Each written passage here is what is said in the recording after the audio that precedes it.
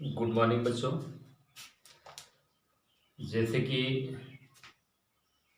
मैं अखिलेश सर आप लोगों के बीच कक्षा 12 से पौनद्योतिका के शेष बचे हुए भाग को लेकर आया हूँ। तो बिना समय गवाए मैं अपने प्रकरण पर आता हूँ, लेकिन उससे पहले बच्चों, आपको यदि हमारी वीडियो अच्छी लग रही हो, अच्छे ढंग से समझ में आ रहा हो, तो हमारे चैनल को सब्सक्राइब कर लें, कमेंट करें और अधिक से अधिक लोगों तक पहुंचाएं। और मैं पूरी की पूरी वीडियो आपको यूपी बोर्ड की अवेलेबल कराऊंगा। जब तक लॉकडाउन का दौर चल रहा है, इस दौरान हम आपको वीडियो अवेलेबल कराते रहेंगे। आप हमारे यूट्यूब चैनल को सब्सक्राइब कर लीजिए। सभी वीडियो इसी यूट्यूब चैनल पर मिल जाएंगी आपको।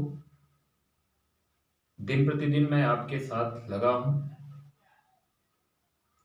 तो मित्रों, चलते हैं अपने प्रकरण पर। इसके पहले मैंने 6 बता दिया था, आप 7वां बताने जा रहा हूं, उसको ध्यान से देखेंगे कि लज्जाशील पथिक महिला जो कहीं दिखावे, होने देना विकृत वश ना तो न तू सुंदरी को। जो थोड़ी भी श्रमित हो वह गोद ले श्रांति खोना। होठों की औ कमल मुख की म्लानाएं मिटाना। कोई कांता कृषक ललना खेत में जो दिखावे, धीरे धीरे परस उसकी कांतियों को मिटाना। जाता कोई जलद यदि हो व्योम में तो उसे ला छाया द्वारा सुखित करना तप्त भूतांगना को। बच्चों, राधिका पौनद्योतिका से कहती है कि हे पौनद्योतिका, लज्जाशील, लज्जा से युक्त पथिक, राहगीर, महिला जो कहीं दृष्टि आए, जो कहीं भी दिखाई दे, होने देना विकृत इधर उधर, वसना वस्त्र तो तुम न नहीं। तुम उस सुंदरी के वस्त्रों को तुम इधर उधर होने मत दे।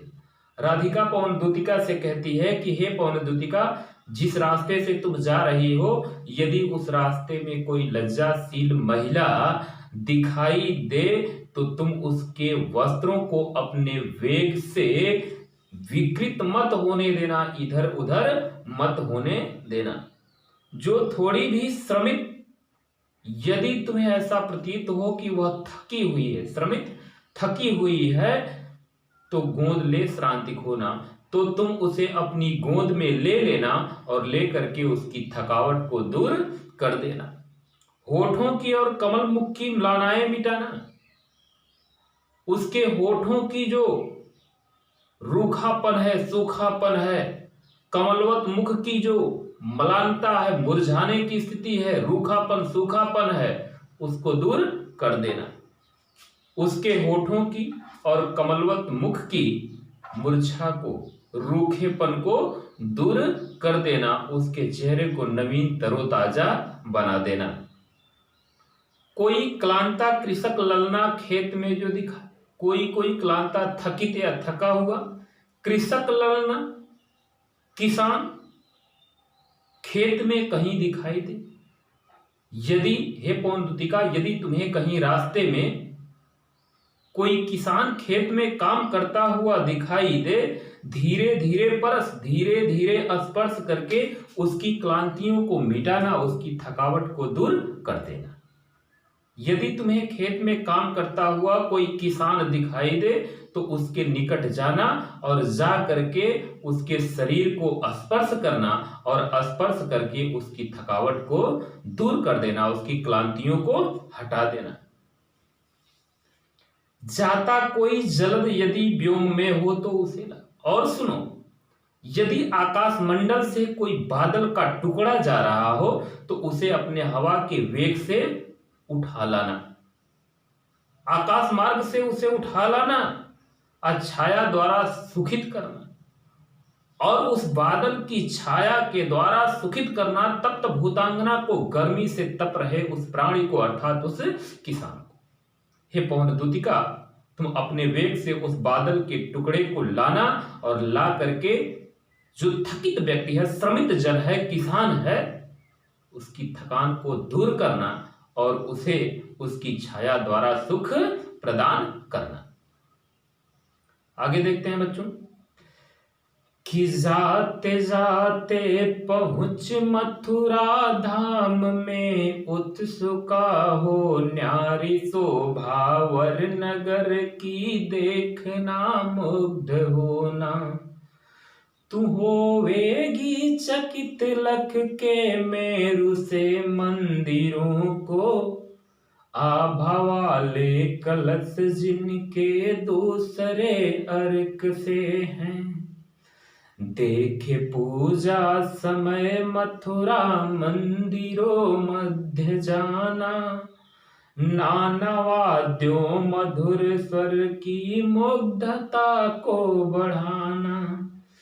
हिमालय के रुचिर तरु के शब्दकारी फलों को, धीरे धीरे मधुर रव से मुग्ध हो बजाना।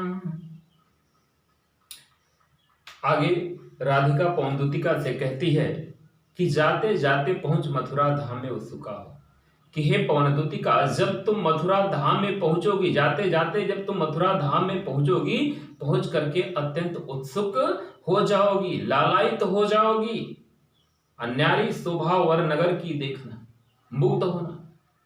उस मथुरा धाम के श्रेष्ठ नगर, न्यारी अत्यंत सुंदर, शोभा वर श्रेष्ठ नगर, नगर देखना देखना, मुग्ध होना और मोहित हो जाना। हे पवन दूतिका, तुम उस श्रेष्ठ नगर की शोभा को देखना, प्यारी सुंदर शोभा को देखना और देख करके मोहित हो जाना। तू होवेगी चकित लख के मेरु से मंदिरों को, तुम हे पवन दूतिका, तुम होवेगी, हो जाओगी चकित लख देख करके मेरु सुमेरु पर्वत के समान मंदिरों को, मतलब ऊंचे ऊंचे मंदिरों, सुमेरु पर्वत के समान ऊंचे ऊंचे मंदिरों को देख करके तुम आश्चर्यचकित हो जाओगी। आभा वाले, सुंदरता से युक्त, सौंदर्यशाली कलश जिनके दूसरे अर्क से हैं, जिन मंदिरों के ऊपर लगे हुए कलश, अर्क का अर्थ होता है सूर्य, जिन मंदिरों के ऊपर लगे हुए सोने के कलश को देखने पर ऐसा लगता है कि मानो यह दूसरा सूर्य हो, उस प्रकार से अपनी आभा को, प्रकिरण ज्योति को फैला रहे हैं। देखे पूजा समय मथुरा मंदिरों मध्य जाना। हे पवन दूतिका, मथुरा के मंदिरों में पूजा के समय प्रवेश करना, जिस समय पूजा हो रही हो उस समय प्रवेश करना। नाना वाद्य, अनेक प्रकार के वाद्य यंत्रों से मधुर स्वर की मुग्धता को बढ़ाना। मधुर स्वर की, नाना वाद्यों से निकलने वाली मधुर स्वर की मुग्धता को बढ़ाना और उसके साथ मिल करके उसे अधिक बढ़ा देना। हे पवन दूतिका, जिस समय मथुरा के मंदिरों में पूजा हो रही हो उस समय उन मंदिरों में प्रवेश करना और वहां पर स्थित अनेक प्रकार के वाद्य यंत्रों से निकल रही ध्वनियों के साथ अपनी ध्वनि को मिला करके और उसे मोहित कर देना, लोगों को अपनी ओर आकर्षित कर देना।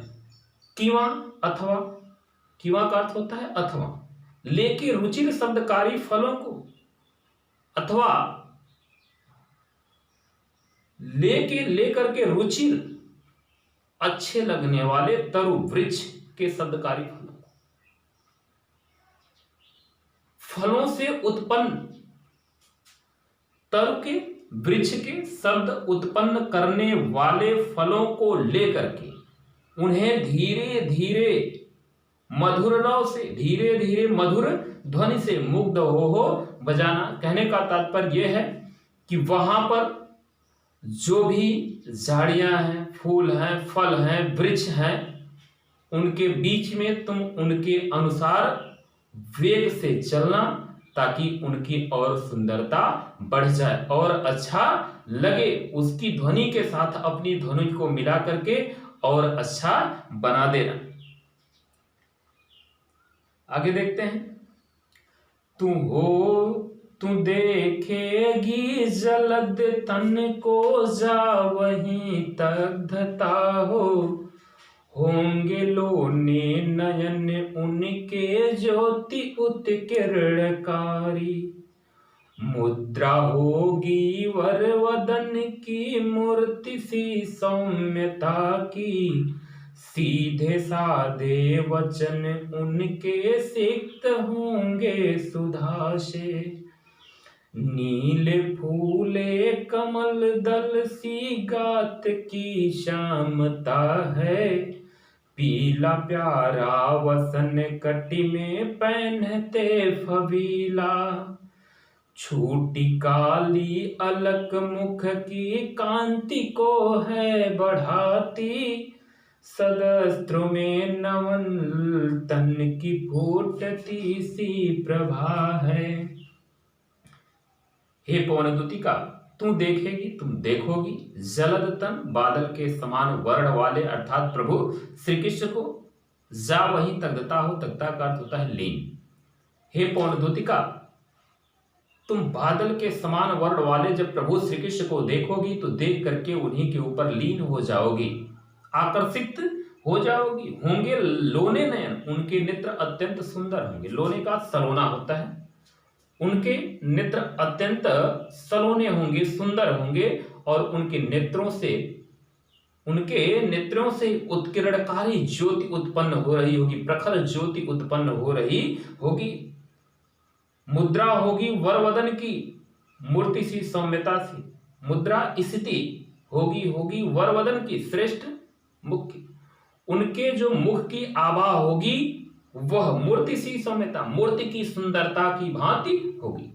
उनके मुख की जो शोभा होगी वह मूर्ति के मुख के समान होगी। सीधे साधे वचन उनके सिक्त, सिक्त मतलब सिंचित होंगे सुधा से मतलब अमृत से। उनके मुख से निकलने वाली वाणियों से अमृत की बरसात होगी। ऐसा लगेगा कि मानो उनकी बोली अमृत से सींची हुई है, अत्यंत कल्याणकारी है। नीले फूले कमल दल सी गात की श्यामता है। नीले मतलब नीले फूले खिले हुए, कमल कमल दल समूह, गात शरीर की श्यामता है, श्यामलता है। नीले रंग के खिले हुए कमल, नीले रंग के खिले हुए कमल की भांति उनका शरीर भी श्यामल है। नीले रंग के खिले हुए कमल की भांति प्रभु श्री कृष्ण का शरीर भी अत्यंत श्यामल है, वह भी बिल्कुल खिला हुआ है, प्यारा है, सुंदर है। पीला प्यारा वसन कटी में पहनते हैं फबीला। फबीला का अर्थ होता है अत्यंत सुंदर लगने वाला। पीला पीले रंग का, प्यारा प्यारा वसन वस्त्र कटी में पहनते हैं। अत्यंत प्यारा लगने वाला, अत्यंत सुंदर लगने वाला पीले रंग का प्यारा वस्त्र कमर में पहनते हैं। छोटी काली अलग, अलग का अर्थ होता है चोटी। मुख की कांति को है बढ़ाती। छूटे हुए बालों की चोटी से जो बाल उनके चेहरे पर आते हैं वह बाल उनके चेहरे की सुंदरता को बढ़ा देते हैं। सदस्त्रों में नवल तन की फूटती सी प्रभा है। सदस्त्रों में नवल तन की, नवीन सदस्त्रों, नवीन वस्त्रों से नवीन शरीर की। सदस्त्रों में नवल तन की, नवीन शरीर की। सदस्त्रों में नवीन वस्त्रों में नवीन शरीर की, नए वस्त्र में नए शरीर की फूटती सी प्रभा है। उनकी सुंदरता और प्यारी दिखती है और अच्छी दिखती है।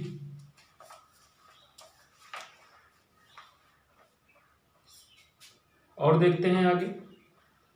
सांच ढाला सकल वपु है दिव्य सौंदर्यशाली, सत्य पुष्पों सी सुरभि उसकी प्राण संपोषिका है, दोनों कंधे वृषभवर से हैं बड़े ही सजीले, लंबी बाहें कलभ कर सी शक्ति की पेटिका है, राजाओं सा सिर पर लसा दिव्य आपीड़ होगा, शोभा होगी उभय श्रोति में स्वर्ण के कुंडलों की, नाना रत्ना कलित भुज में मंजू के यूर होंगे, मोती माला लसित उनका कंबुसा कंठ होगा। सांचे, सांचे में ढाला, ढला हुआ, बनाया गया, सकल वपु है, संपूर्ण शरीर है, दिव्य, दिव्य सौंदर्यशाली, सौंदर्यशाली। राधिका पवन दूतिका से कहती है कि हे पवन दूतिका, प्रभु श्री कृष्ण का दिव्य सौंदर्यशाली शरीर ऐसा लगता है जैसे किसी सांचे में ढाल करके बनाया गया हो। सत्पुष्पों सी सुरभि उसकी प्राण संपोषिका है, सत्पुष्पों की सुगंध ही उनके प्राणों की रक्षक है, संपोषिका रक्षिका है। सत्पुष्पों सी सुरभि, सत्पुष्पों की सुगंध ही उनके प्राणों की सुरक्षा करती है, संपोषिका है। दोनों कंधे वृषभ पर से हैं। वृषभ का अर्थ होता है बल, बैल, वृषभ का अर्थ होता है बैल और वर का अर्थ होता है श्रेष्ठ। उनके दोनों कंधे श्रेष्ठ बैल के कंधे के समान बड़े ही सजीले हैं, बहुत ही सुंदर हैं।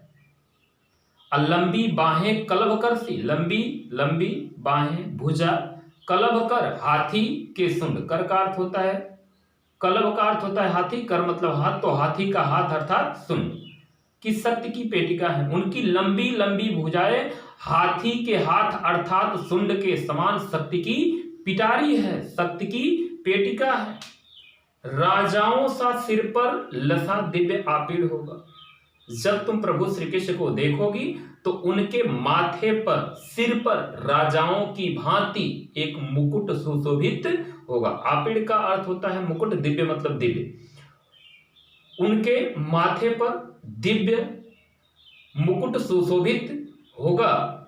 शोभा होगी उभय श्रुति में, शोभा मतलब शोभा होगी, होगी उभय दोनों श्रुति, कान में स्वर्ण के कुंडलों की, सोने के कुंडल, उनके दोनों कानों में सोने के कुंडल सुशोभित होंगे।